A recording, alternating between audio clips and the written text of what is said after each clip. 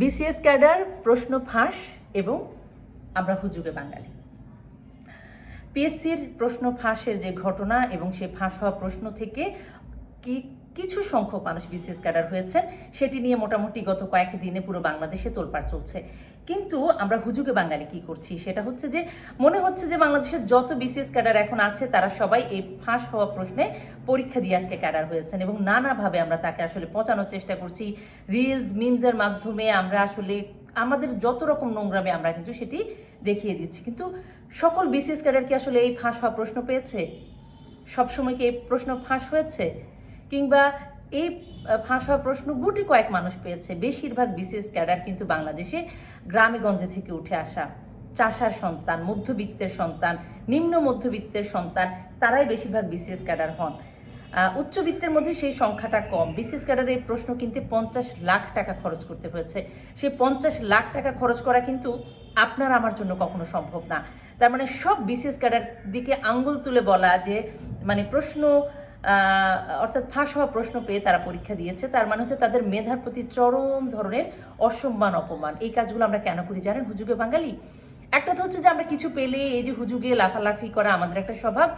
আরেকটা হচ্ছে আসলে আমরা যারা বিসিএস ক্যাডার হতে পারিনি, সুপ্ত ইচ্ছা ছিল মনে, কিন্তু যোগ্যতায় মেধায় আমরা জানি যে ওই জায়গায় কখনো আমরা পৌঁছাতে পারবো না কিংবা চেষ্টা করেও পারিনি, তখন হচ্ছে এইসব বিসিএস ক্যাডারদেরকে নানাভাবে এই হেয় প্রতিপন্ন করে আমরা এক ধরনের মানসিক শান্তি পাই।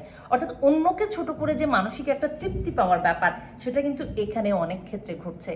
এই যে বিসিএস ক্যাডার হলে বিয়ের বাজারে তার অনেক দাম, সে সরকারি চাকরি, একটা সম্মানজনক জীবন, প্রথম সারির কর্মকর্তা, এই জিনিসগুলো লোভ তো আমাদের সবার আছে। আমরা যখন পাই না তখন এই হুজুগে বাঙালিরা কোনো একটা ঘটনা পেলে টেনে হিচড়ে সেসব বিসিএস ক্যাডারদেরকে আমরা অপমান অপদস্থ করতে কিন্তু ছাড়ছি না।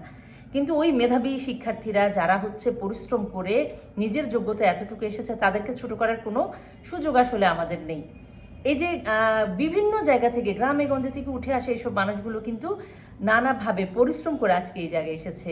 আপনার কোনো রাইট নেই একটা প্রশ্ন ফাঁসের ঘটনাকে কেন্দ্র করে সকল বিসিএস ক্যাডারের দিকে আঙ্গুল তোলা। আপনি যা পারেননি আমাদের বিসিএস ক্যাডাররা কিন্তু তা করে দেখিয়েছে নিজের যোগ্যতায়। এবং পিএসসির পরীক্ষা যদিও আমরা জানি যে বিসিএস ক্যাডার হতে গেলে এখানে আসলে কোনো ধরনের ছলছাতুরির সুযোগ নেই, কিন্তু চ্যানেল 24-এর অনুসন্ধানী প্রতিবেদনে এই তথ্যটি উঠে এসেছে যে প্রশ্ন ফাঁস হয়েছে এবং সেটি গুটি কয়েক লোক সেটা সুবিধা পেয়েছে। কিন্তু সব বিসিএস ক্যাডারদের দিকে আঙ্গুল তুলে আমরা যে নোংরামি করছি, এই নোংরামির আসলে কোনো মানে হয় না।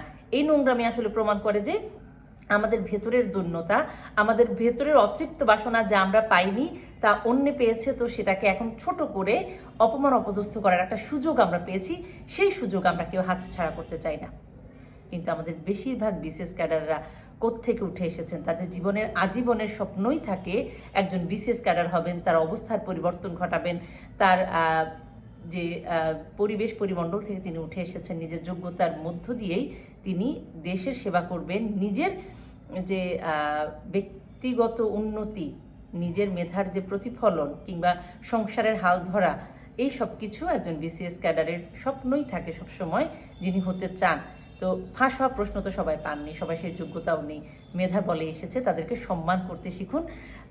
গড়পড়তা সবাইকে এভাবে অপমান অপদস্থ করে রিলস মিমস এগুলো শেয়ার করার কোনো মানে হয় না।